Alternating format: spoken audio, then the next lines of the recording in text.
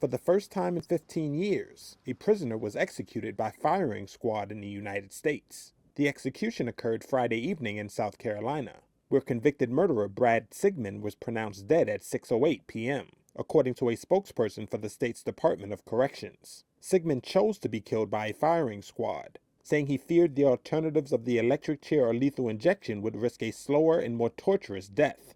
Associated Press reporter Jeffrey Collins was one of 3 media witnesses. Suddenly the shots rang out at, I believe Christie said it was 6:05 and 50 seconds. At that point, you did see a small red stain on Sigmund's chest. It was irregularly shaped, but oval, if that makes sense. I mean, like it wasn't like a circle. It was an oval shape. I saw it looked like he may have taken a couple of his chest rose and fell about 2 times immediately after the shots. In 2001, Sigmon was convicted of beating to death his ex-girlfriend's parents, William and Gladys Lark, with a baseball bat at their home in the town of Taylors. A few hours before the scheduled execution time, the U.S. Supreme Court rejected Sigmon's final petition to halt his killing.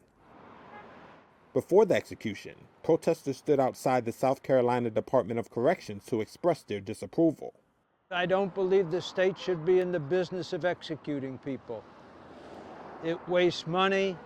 We have alternatives. Life in prison without parole is cheaper. I live here. I work here. I pay taxes here. They're doing this in my name, and I resent it. They're killing people. They're doing it in my name, and I think they have no business killing Brad or any of the other folks they killed over the last 40 years. Since 1976, when the death penalty was reinstated in the U.S., there have only been 3 executions by firing squad.